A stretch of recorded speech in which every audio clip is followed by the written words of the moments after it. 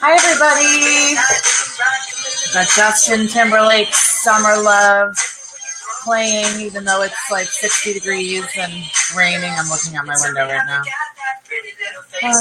I hope it's nicer where you are. It's going to rain all day.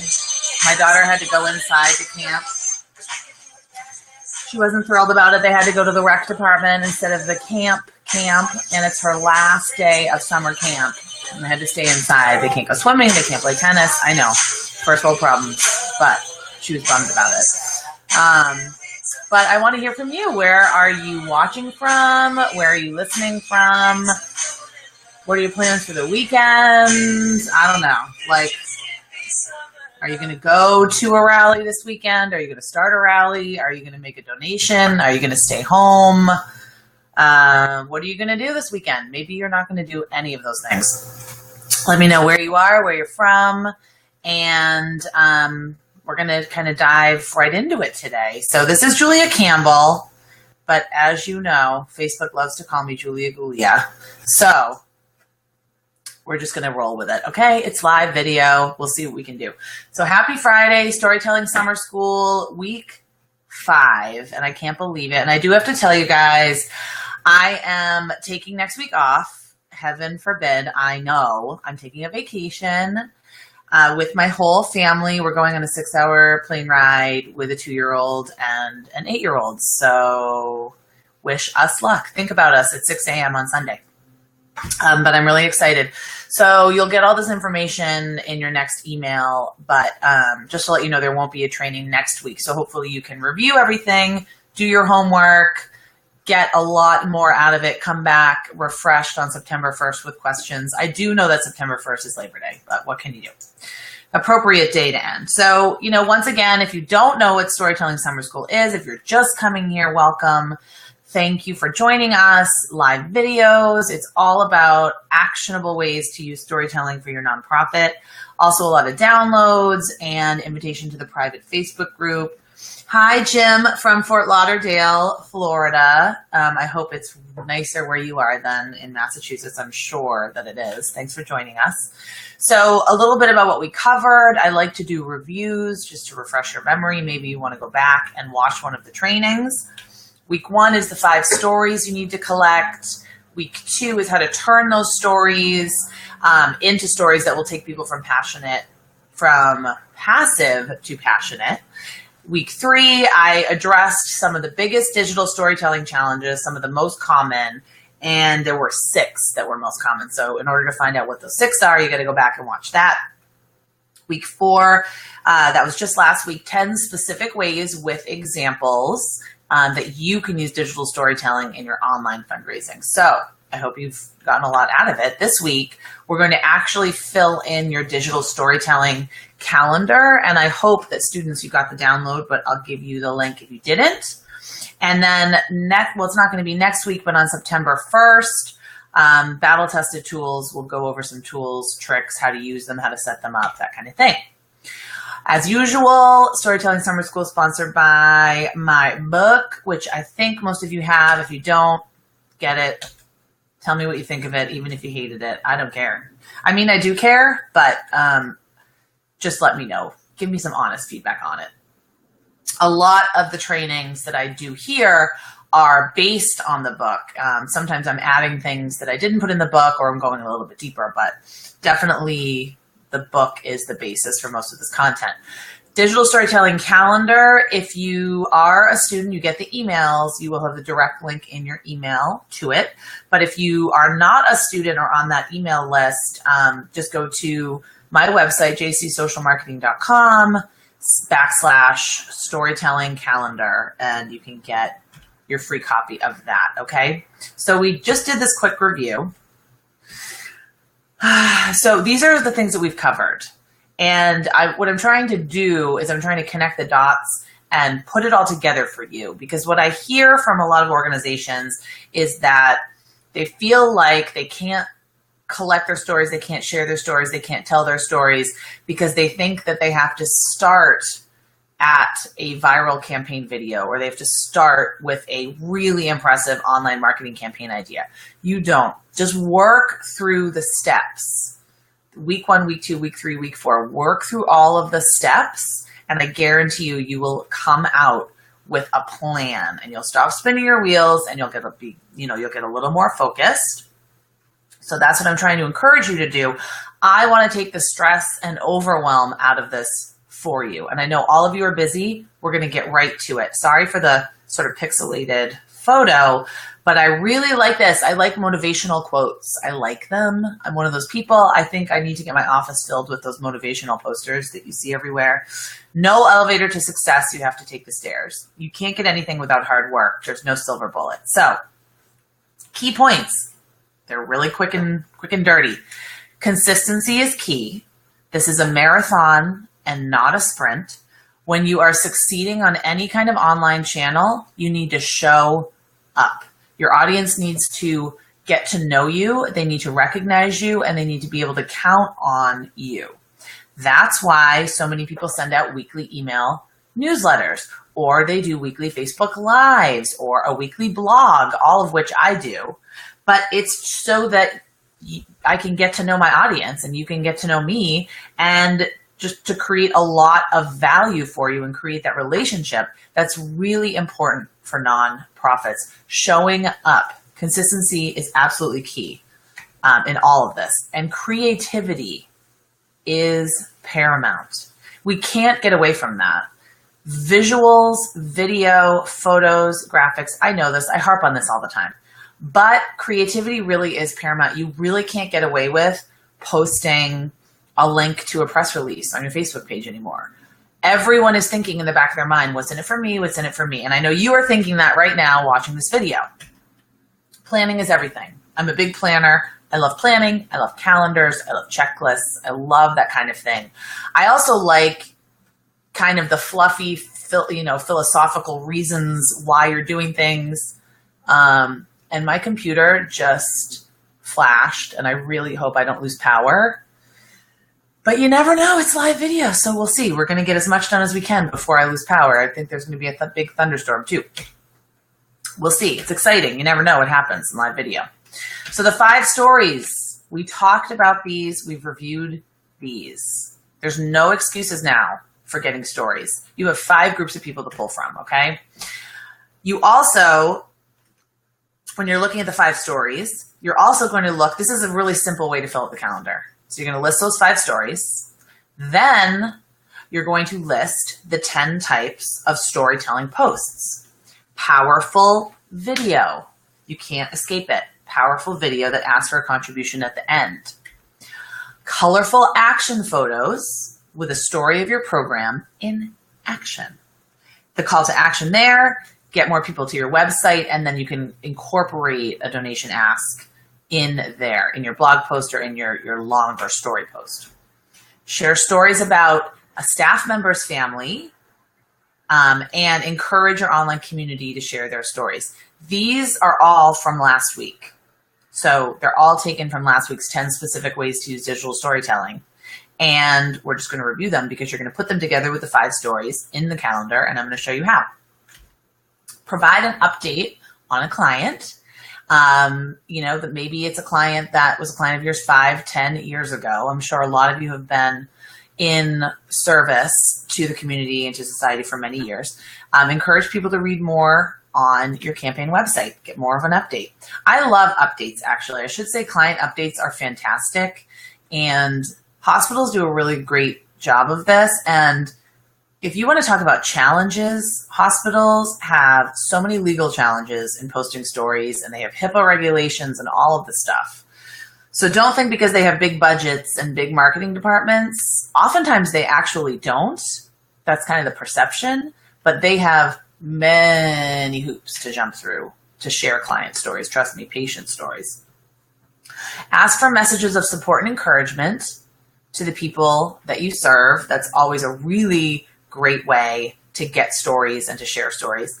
Updates and successes, and encouraging people to contribute to your campaign. So updates and successes on the campaign. We are halfway to our goal, and Judy from the development department just wanted to say thank you so much, because this money is going to enable us to serve 100 more kids. Tell a story, get a face, get a person, and then showcase those updates. Okay, educating and informing is always really great too. How can you break down myths and stereotypes in your storytelling? Because that should be part of your mission, to break down myths and misconceptions and stereotypes about the people or the community or the populations that you serve.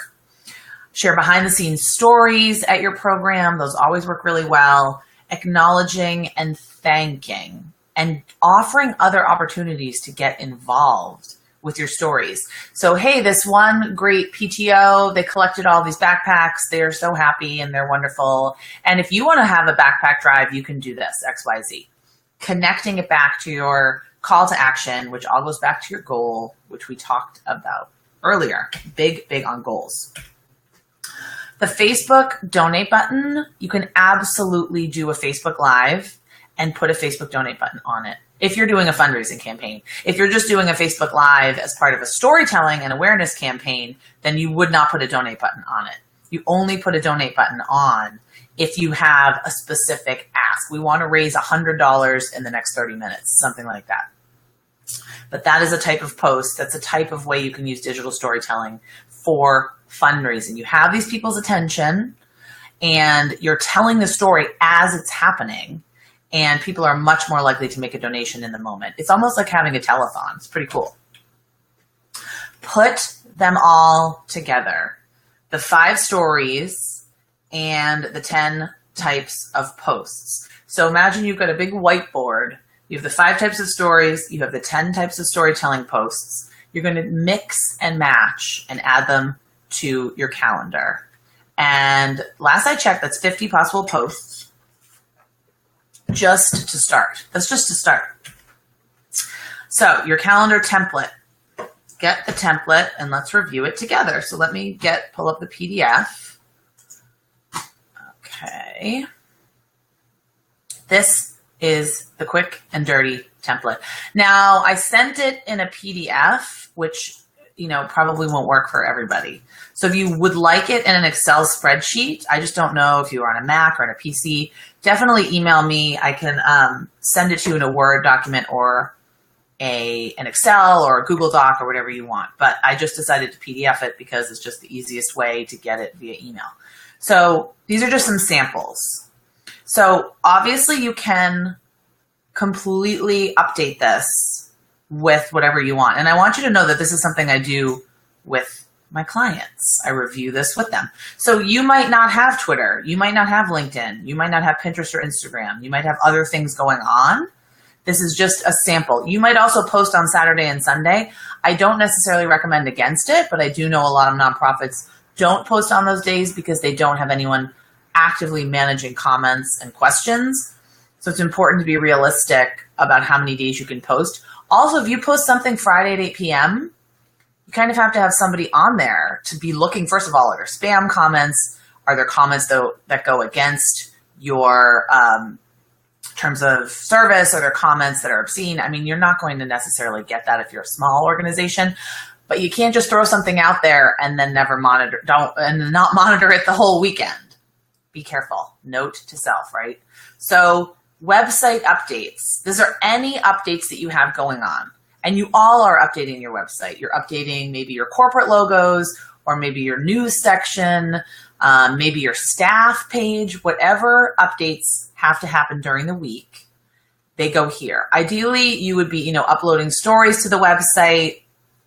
Also, if you do a Facebook Live, there are so many ways to repurpose it. And the whole purpose of me creating and reviewing this digital storytelling calendar with you is to show you that all of your content can be repurposed in other ways. It's incredible. You don't have to create an original Facebook Live, write an original blog post, an original email, and do all of that every week. Everything should build and stack off of each other. And you can also use the Facebook Live video in a multitude of ways, or the YouTube video, or even an Instagram story. You can now download it and embed it. So however you choose to use videos and photos. But All this to say, you're going to upload Brenda's story to the website. Then that's going to lead to an email to subscribers, a brief clip of Brenda's story, leading back to the website. This is if you're having a campaign and you're emailing, several times a week.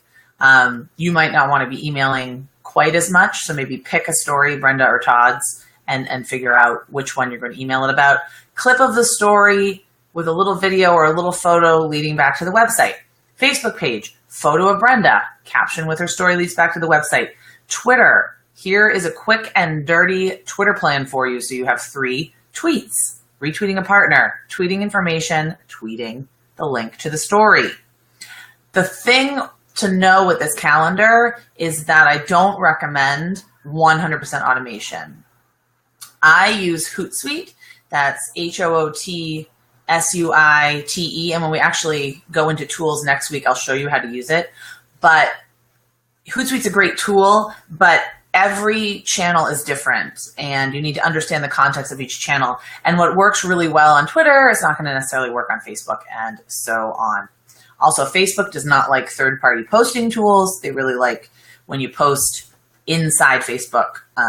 And we'll go over all of that next week. But just to show you how you can repurpose this information, you could put the photo on your LinkedIn profile. You can do the photo on your LinkedIn company page with a link back to your website.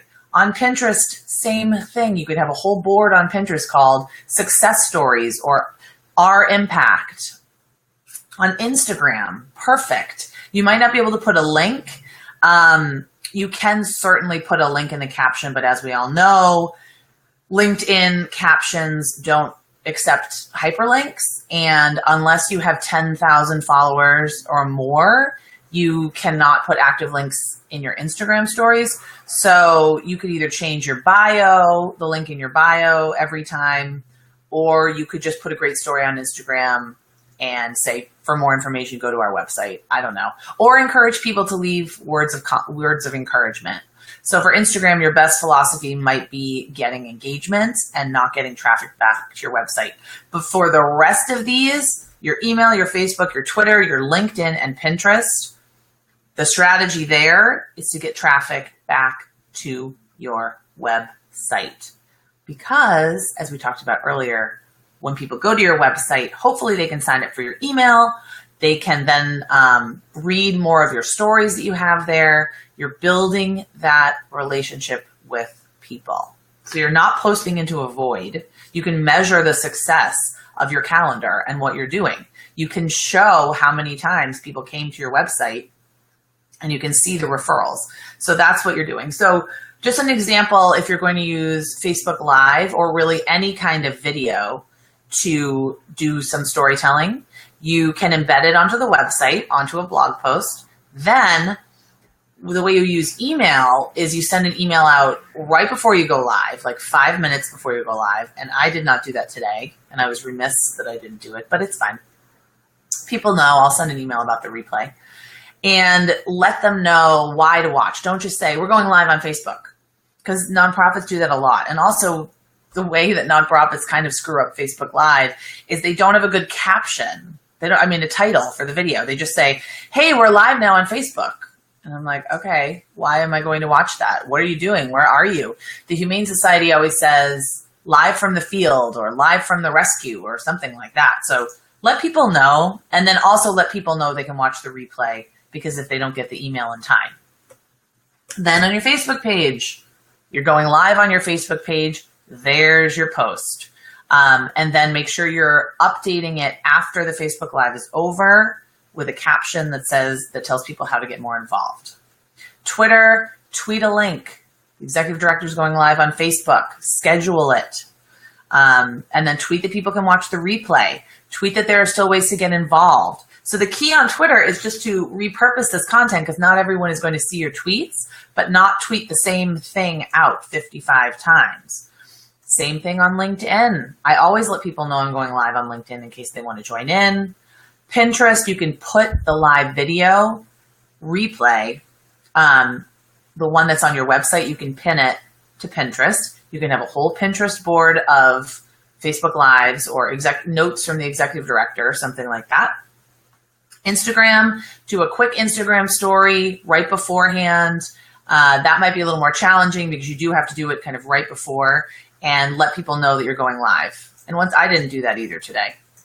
So the key is really just having this all laid out so you don't miss any steps and you don't miss any opportunities to promote your stories, because that's what you want to do.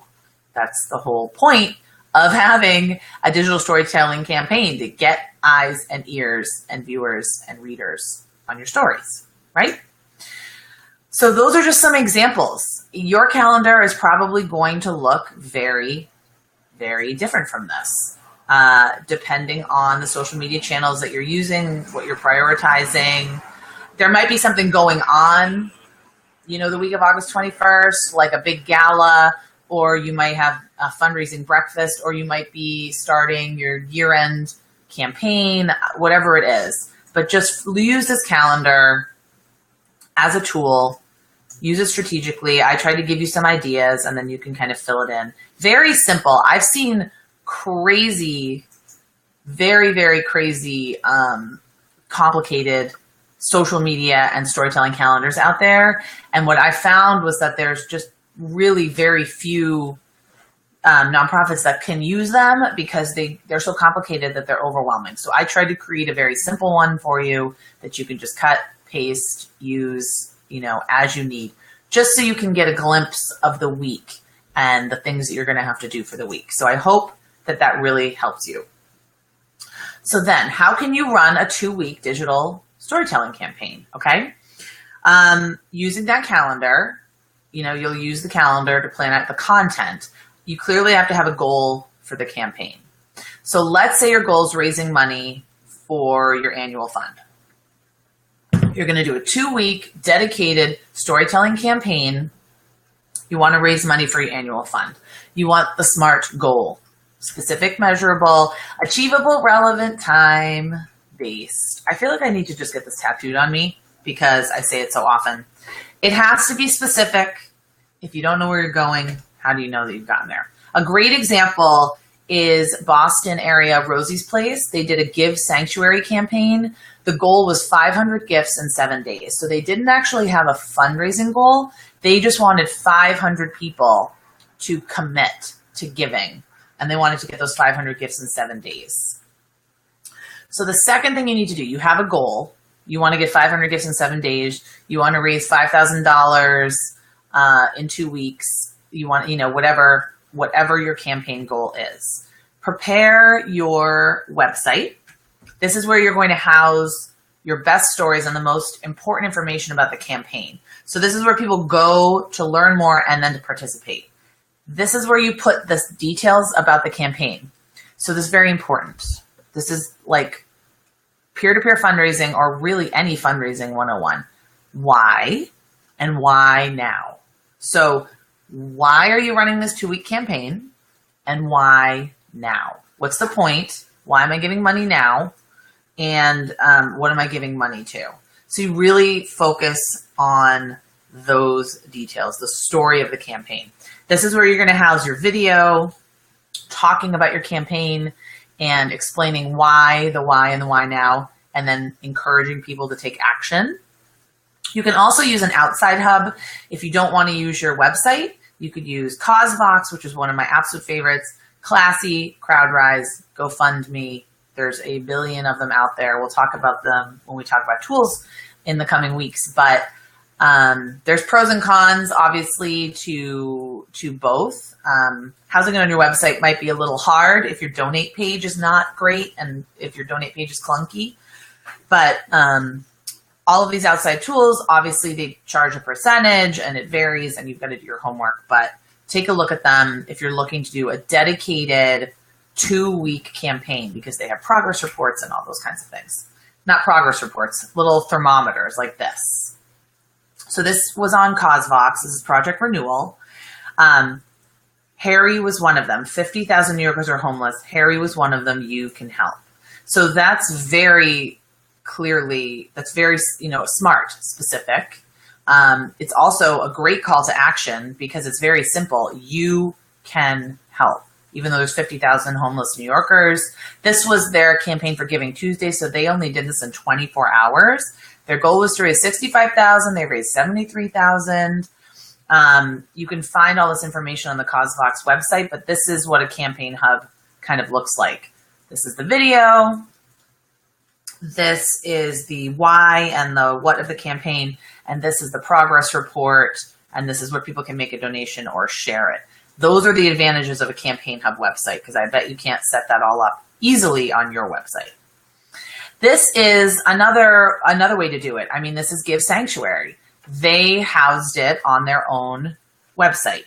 They wanted people to come to rosiesplace.com. They created a page, which I liked, because it clearly explains, it's got the same logo, the same branding of the campaign, so you know that you're in the right place.